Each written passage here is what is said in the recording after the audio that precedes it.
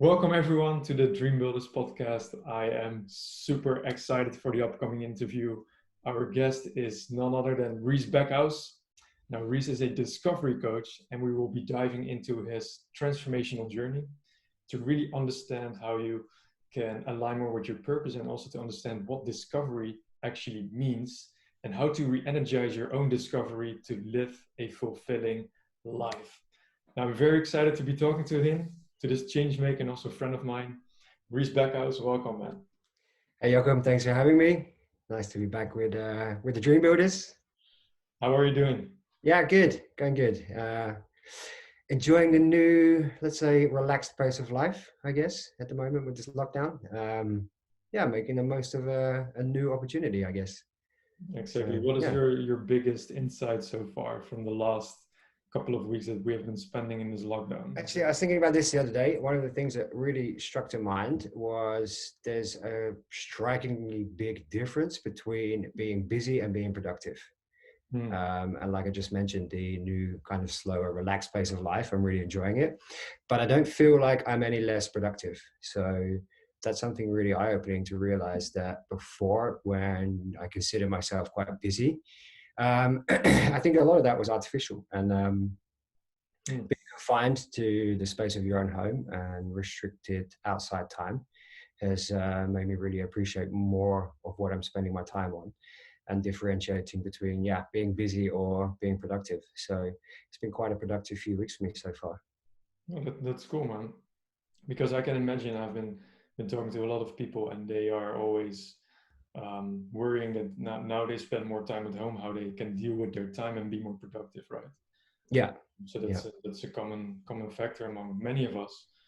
But you say that you've actually been more creative over the last past month. So yeah. I think there's less distractions, and you don't realize how much you're getting distracted um, by so many different impressions. I mean, living in the city center here, you step out of your front door and you're immediately exposed to so much going on. Like just cycling, taking a 10-minute cycle to my office, you're absorbing so much in your surroundings. You're passing so many people. You're passing so much activity. mm, That's building an impression on the start of your day, I guess. So yeah, it can be a good influence, a bad influence. Either way, it's just it can be very influencing. But looking out of the window every day and feeling like a Sunday morning, it strips out a lot of those impressions you absorb on a Monday to Friday. And this is obviously personally my experience. I know a lot of people are struggling with this different pace of life. A lot of people are finding more distractions. Obviously, working from home, juggling kids, juggling housemates, partners isn't such an easy transition for everybody. mhm. But yeah, for me personally, it's been a nice welcome change. Awesome, man. Now, I think before we dive into what you actually do as a coach in your creation and your productivity there, I would love to deep dive into your personal story because we have quite some things in common. We both worked for a corporate and we decided to quit. And what I would love to know from, let's say, your transformational journey is, what really made you decide to quit corporate and start pursuing your passion to what you're doing right now? Um, because this is also something that I really admire in you and as a friend as well. Mm. Yeah, cool. So taking a step out of corporate, what was that? Just over 2 years ago. Um, I had been working in finance for probably around 12 years with a combination of breaks for traveling, experiencing culture. But yeah, predominantly it was 12 years in finance. And I think when early 20s, I actually quit and I decided to study environmental science, take a degree, a bit later than the average student life or the student age. But anyway, after a year, I realized that I had a passion for environmental science, but it wasn't passionate enough to be the basis of a career, if that makes sense. So Mm. after enjoying it and what I felt was quite a successful year, I decided to go back into finance. Finance gave me a bit more excitement. It was a bit more, I don't know, there's a bit more of a spark to the day-to-day life. It was a lot more available for progression. And because I didn't start my financial career on the back of a financial degree or any kind of degree for that matter, I felt a lot more satisfaction in my own development, that a lot of it was based on experience, progression, promotion. Um, so that sort of kept the excitement alive. And then, yeah, after 12 years, I found myself with my contract coming to an end. I was going to be made redundant from the company I was working for, and decided just to take a few months before going back into looking for another job. Um, During the end of that contract with that company, I started looking for other positions within the company, um, that weren't necessarily finance oriented. And I realized, okay, what am I doing here? Am I fighting for a position to stay within the company, to stay within employment, or yeah, what's going on? And applying for other jobs just to stay in the company, I realized is the wrong reason. Like the excitement wasn't there. It was more trying to cover up the nervous, maybe quite scary time of being unemployed. Mm. So I took that leap and just decided to take some time off. I wanted to start doing something more within finance, maybe start to educate myself, go a bit deeper, but then realizing that was satisfying me, but it wasn't offering me that fulfillment. And I had that moment of realization when I had, if you think of a customer feedback survey and you're asked to rate on a scale of 1 to 10 the service you've been offered, I always find that it's 0 is very bad and number 10 is excellent, is great. And then number 5 in the middle would always be a bit satisfactory or middle ground. So I thought I've been living a satisfied life with my career. So, but what's stopping me from taking it to number 10 to be fulfilled?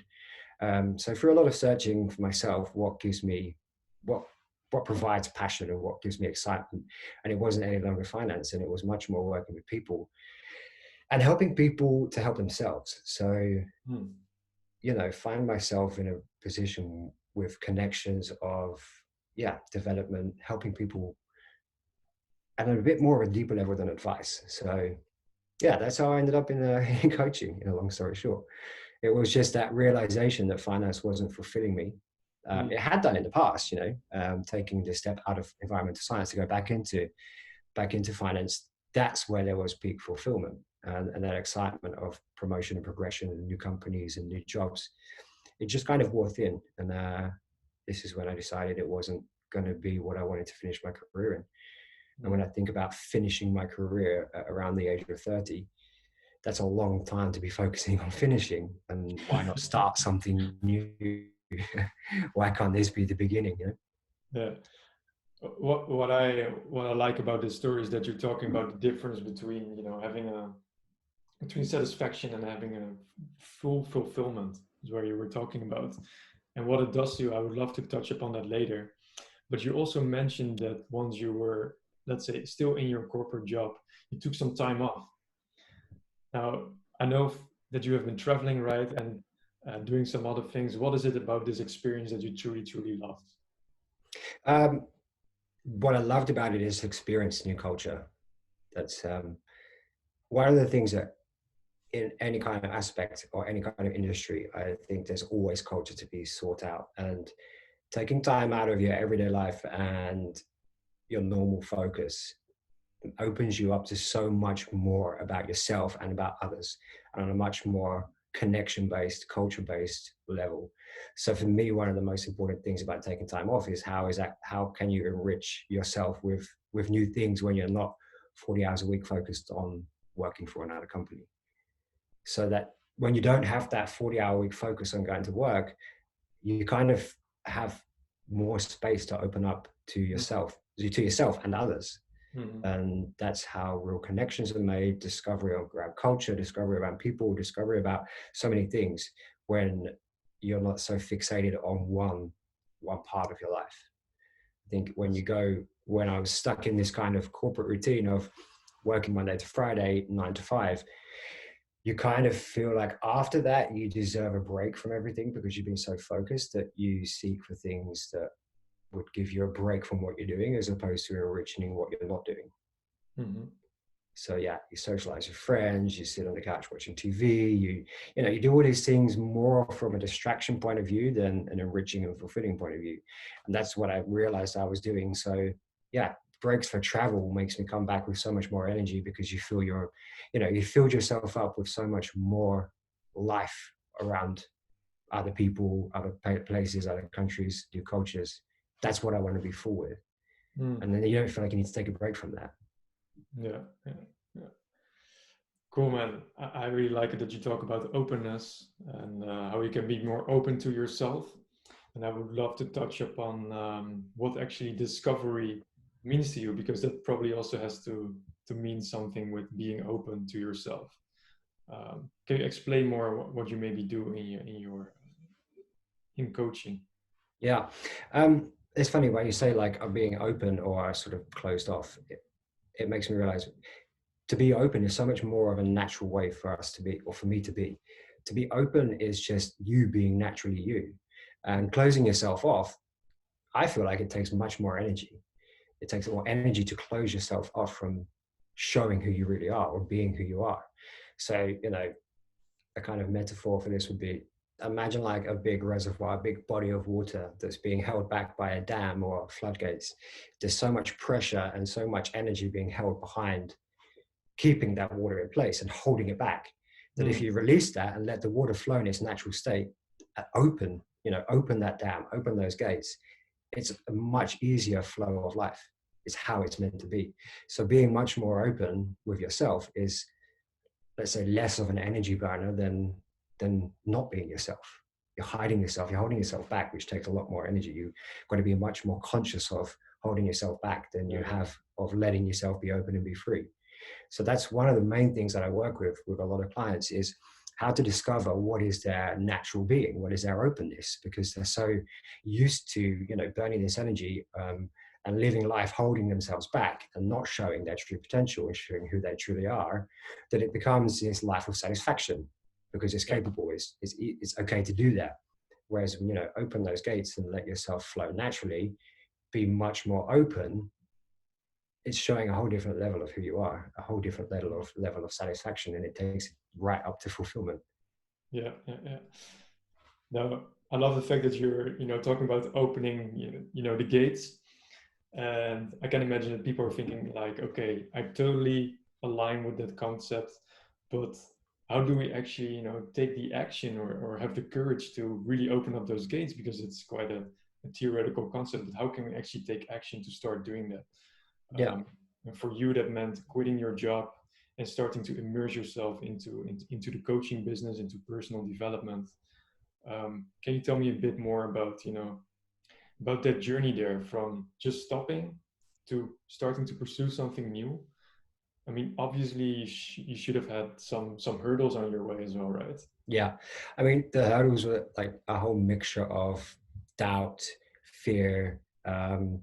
How do I value myself? Am I undervaluing myself? And it can be quite daunting because you feel very exposed. If you are so conditioned to sort of perform in a certain way with, let's say, with your gates closed, hiding yourself, you forget how it is to be open. You forget who you really are.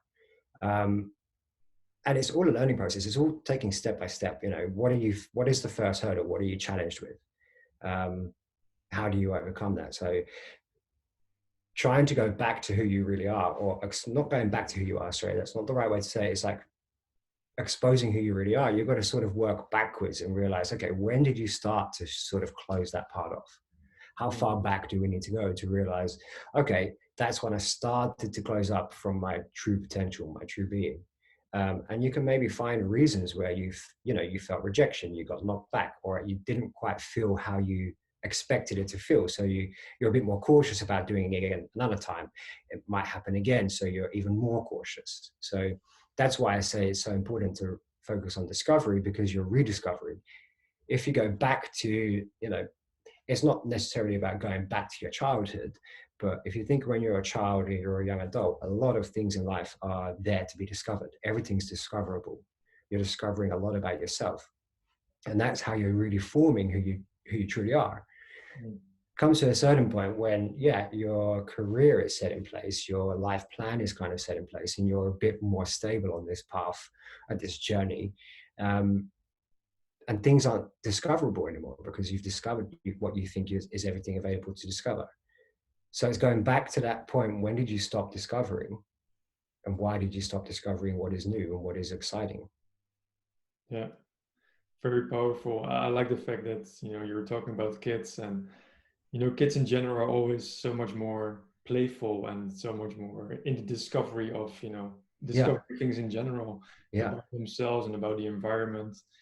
And, I also notice that as long as we are for example, in a job or so, we sometimes remain very um, locked down or in the routine of what we do, and we don't discover anymore, yeah, neither inside or outside.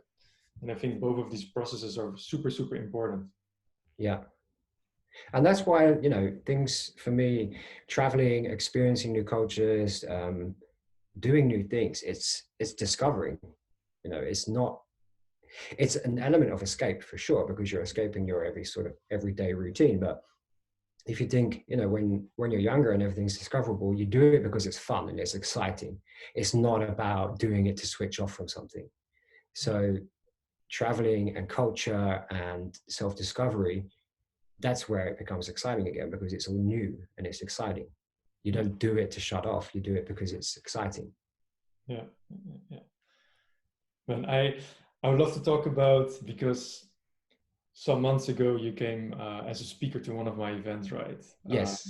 And the whole reason behind it is that we met in the Netherlands, and one of the first questions that you actually asked me was, what does discovery actually means to you? And we had a beautiful conversation around it, as we're having right now. And in the talk that you had on the Dreambuildrs event, I would love to understand better what you mean with re-energizing your own discovery. So you're talking about traveling now, you're talking about doing new things. Are there any other aspects that can re-energize us in the discovery of ourselves? Yeah, one of the things is for sure exposure to new people and new surroundings. One of the things that I experienced as working for myself is, okay, where do I want to work? Who do I want to work around, and who do I want to work with?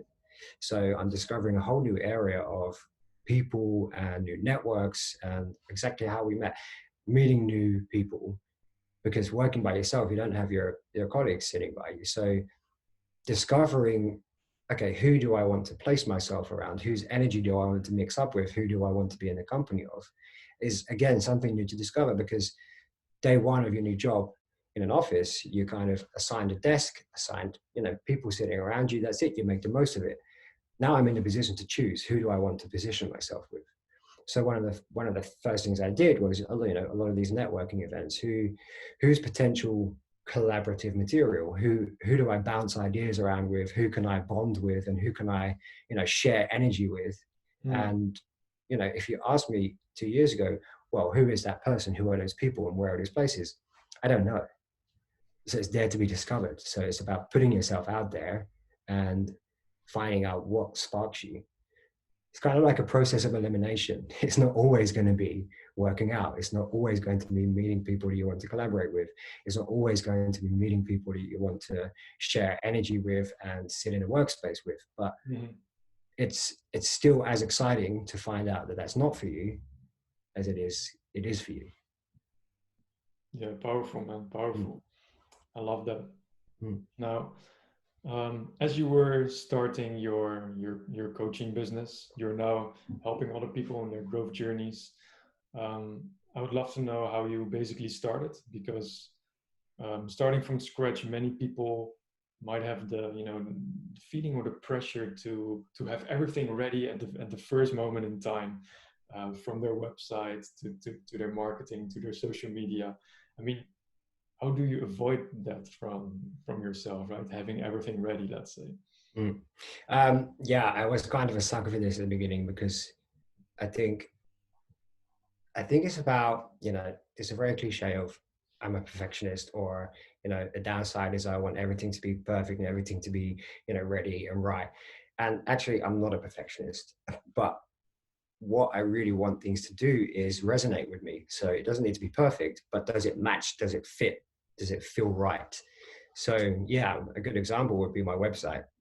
A lot of people, okay, yeah, I'm starting a business, or starting my own company, working for myself. I need a website. Just bang, bang, bang, get a website up. And to a certain degree, I admire that, because it's just this, you set the target, there's your goal, and it's like, you're going to hit the bullseye, just do it. Whereas I'm much more, I wouldn't say cautious, I don't know if that's the right word, but it's much more steady, testing the water. Does this feel right? And I might sit in it for a few weeks and really think about, does this represent what I want to expose right now?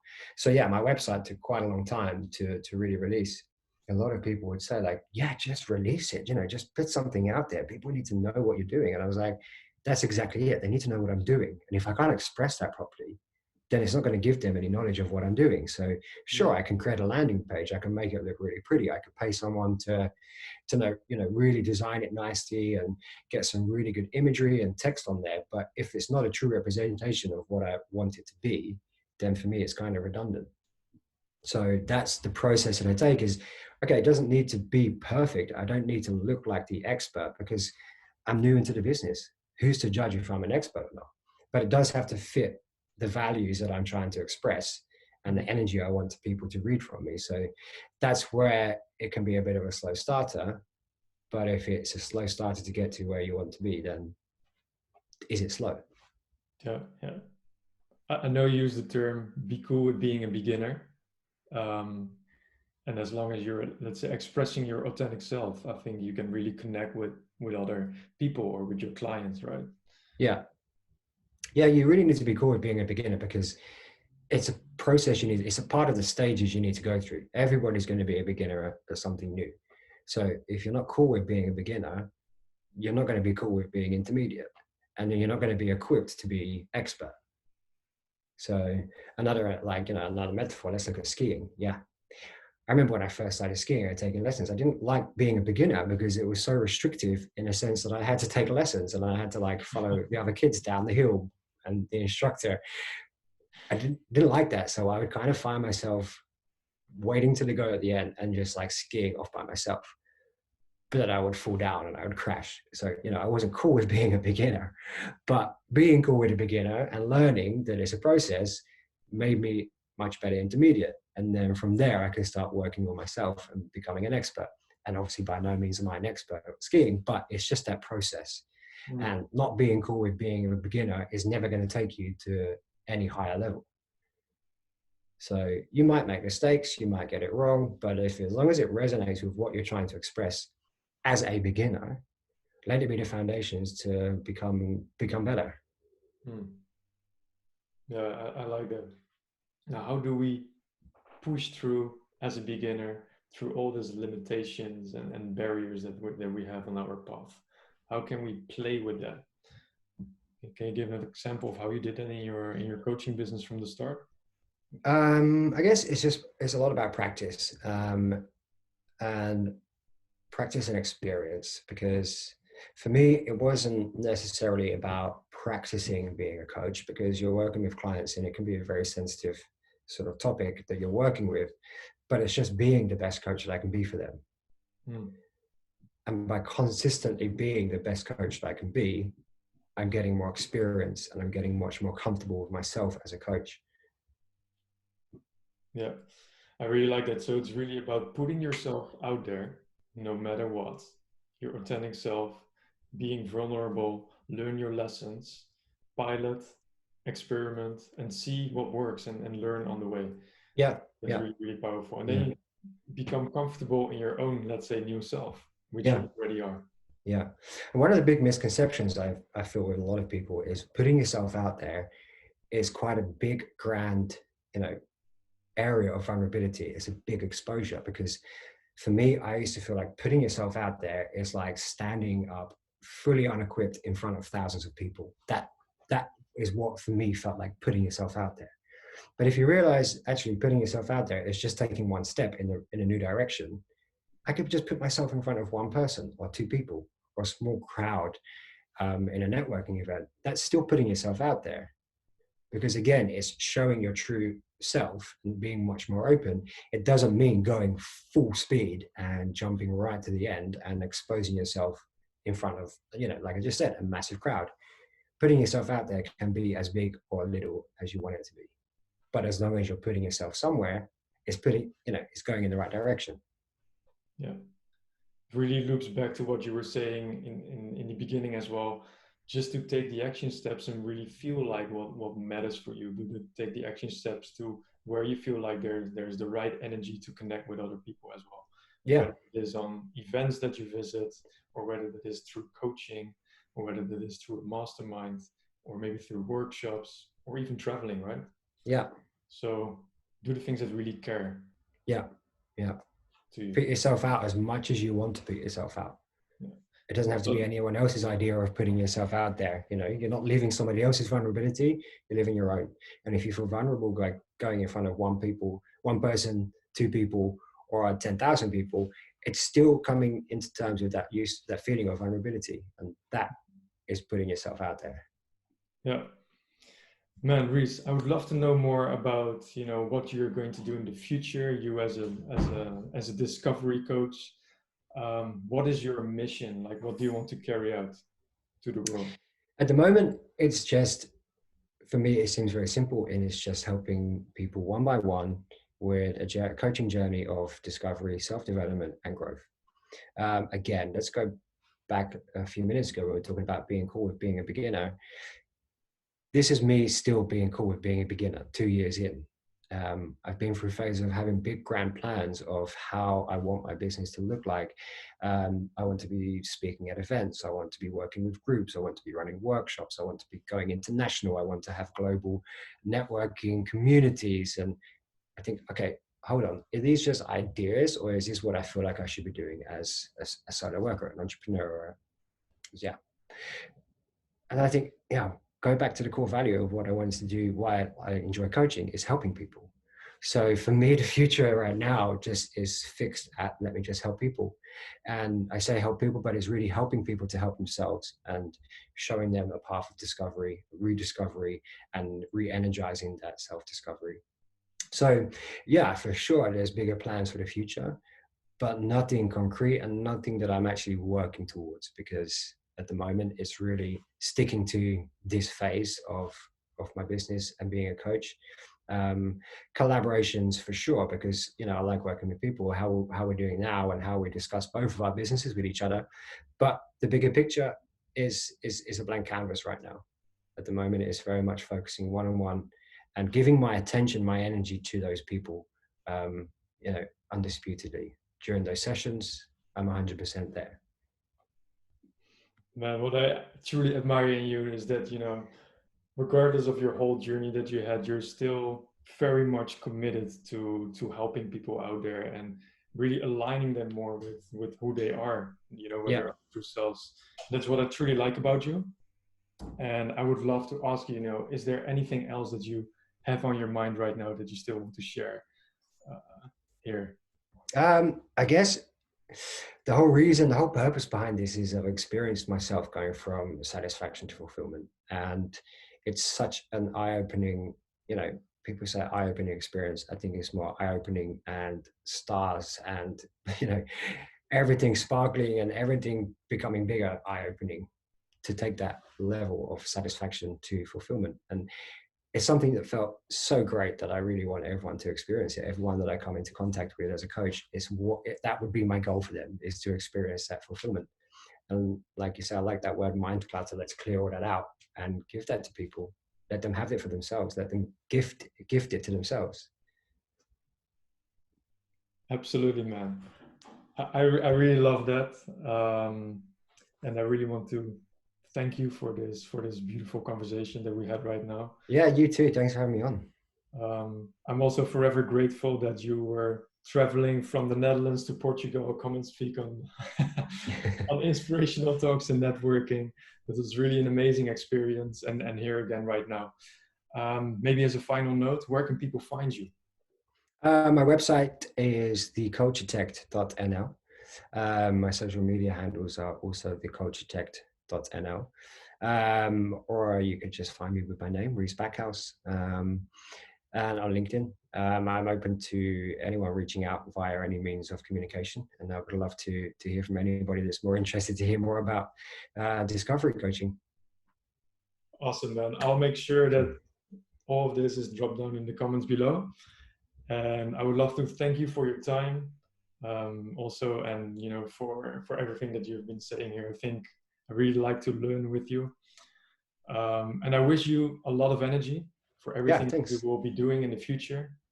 Continue to help people, aligning them with their true selves and with their authenticity. And thank you. Yeah, thank you. We'll speak again soon. All right, guys. Thank you so Cheers. much for listening, and see you guys next time. Cheers.